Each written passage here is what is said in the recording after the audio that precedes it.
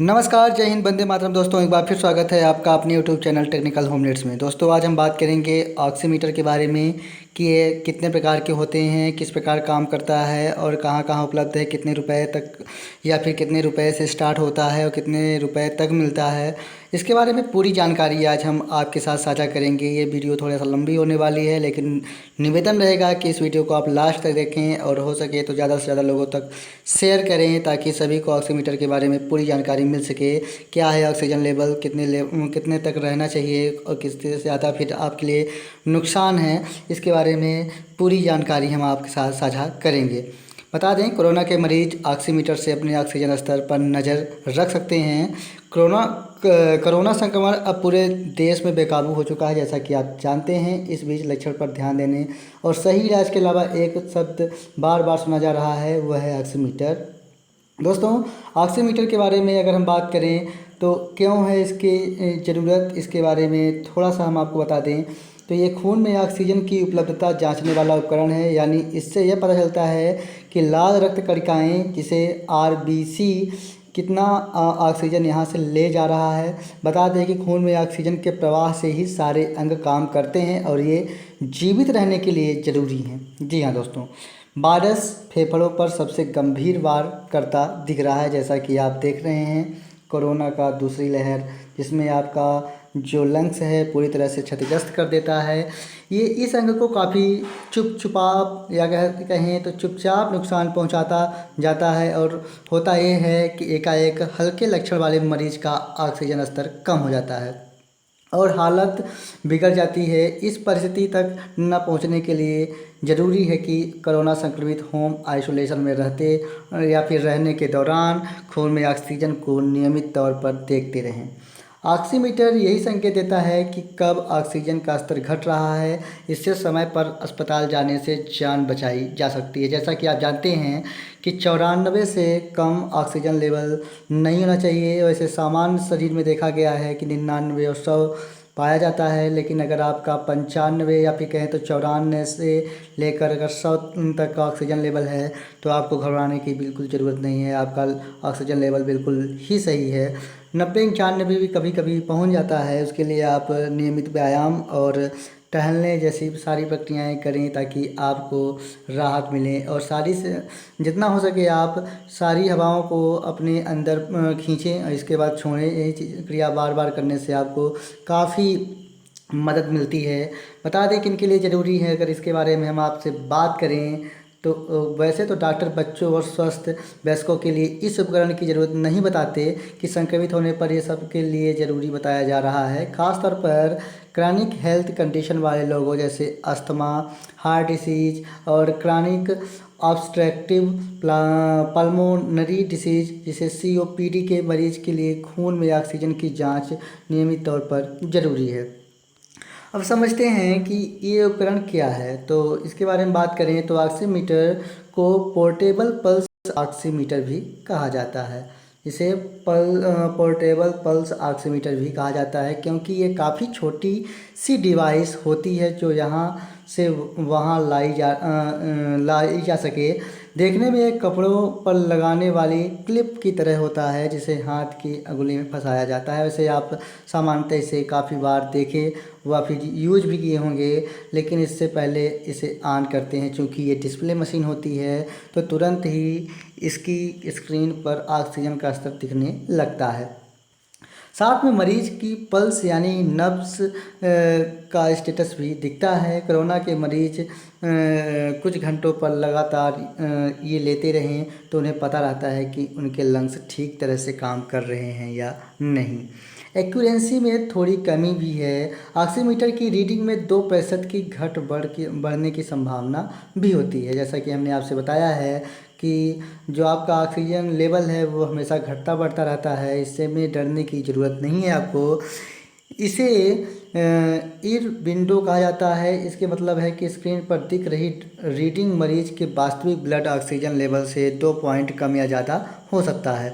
हालांकि कम एक्यूरेंसी के बाद भी तेज़ी से इससे रिजल्ट आने के कारण फ़िलहाल कोरोना संक्रमित को होम आइसोलेशन के दौरान इसी से रिकॉर्ड रखने को कहा जाता है।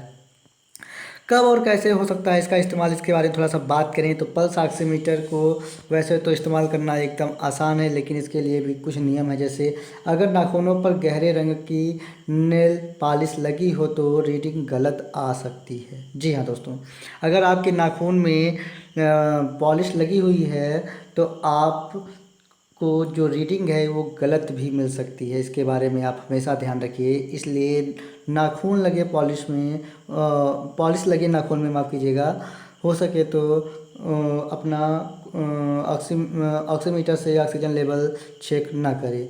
इसलिए ज़रूरी है कि नेल पॉलिश हटाकर ये डिवाइस अंगुली पर लगाएं। इसके अलावा काफ़ी ठंडे तापमान में भी ऑक्सीमीटर की एक्यूरेंसी गड़बड़ा जाती है। जी हाँ दोस्तों, इसके साथ साथ आपकी जो काफ़ी ठंडे तापमान में भी ऑक्सीमीटर की एक्यूरेंसी ख़राब हो जाती है। इसलिए हाथ ठंडा ना हो, ये ध्यान आप ज़रूर रखें।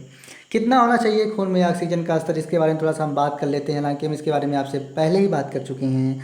इस्तेमाल से पहले ये जानना भी ज़रूरी है कि खून में ऑक्सीजन का सही स्तर कितना होता है या होना चाहिए। कोरोना संक्रमित लेकिन इनके अलावा स्वस्थ व्यक्ति के रक्त में ऑक्सीजन का सेंचुरेशन लेवल 95 से 100% के बीच होता है।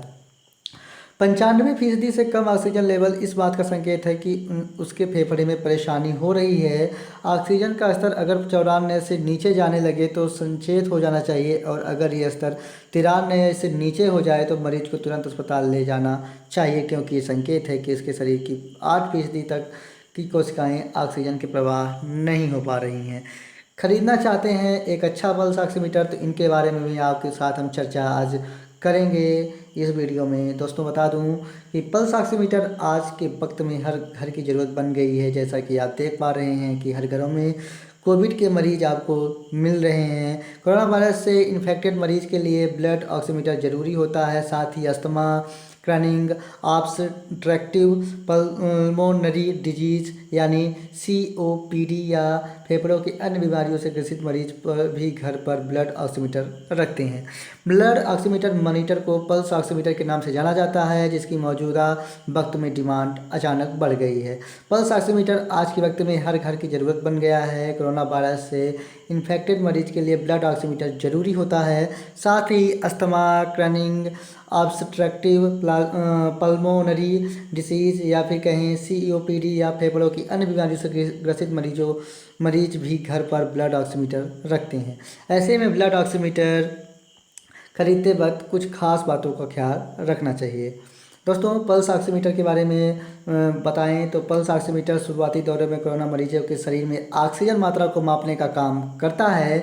मार्केट में 3 तरह के पल्स ऑक्सीमीटर पाए जाते हैं। जी हाँ दोस्तों, पल्स ऑक्सीमीटर अगर आप खरीदने जा रहे हैं या कभी भी खरीदने जा रहे हैं तो आप ये बात ध्यान में रखें कि पल्स ऑक्सीमीटर आपको 3 प्रकार के मिलेंगे। इसमें फिंगर टिप्स पल्स ऑक्सीमीटर, जो कि आप सामान्यतः देखे होंगे डॉक्टर लोग यूज करते हैं। एक होता है हेड हेल्ड ऑक्सीमीटर और फेटल पल्स ऑक्सीमीटर शामिल हैं।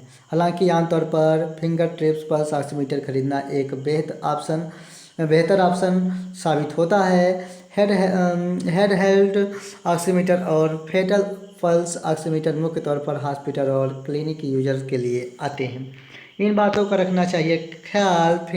फिंगर पल्स ऑक्सीमीटर की शुरुआती कीमत लगभग 700 है। लगभग में बात की जा रही है दोस्तों, जो लगभग 5000 रुपये तक है। पल्स ऑक्सीमीटर खरीदते वक्त इससे ज़्यादा पैसा नहीं देना चाहिए। इसका काम केवल ब्लड ऑक्सीजन लेवल मापना होता है। यूजर्स को हमेशा किसी अधिकृत वेबसाइट से पल्स ऑक्सीमीटर खरीदना चाहिए। अगर फीचर्स की बात करें तो हमेशा ब्राइट या क्लियर डिस्प्ले वाला ब्लड ऑक्सीमीटर खरीदें, ताकि आप बेहतर तरीके से उसे देख सकें। अगर बेहतर हो तो यूजर्स को वाटर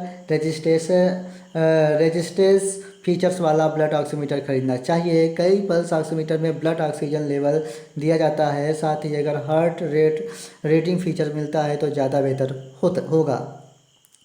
दोस्तों पल्स ऑक्सीमीटर का मुख्य फैक्टर एक्यूरेंसी का खास ध्यान देना चाहिए। हालांकि एक्यूरेंसी मापने का कोई साधन नहीं है।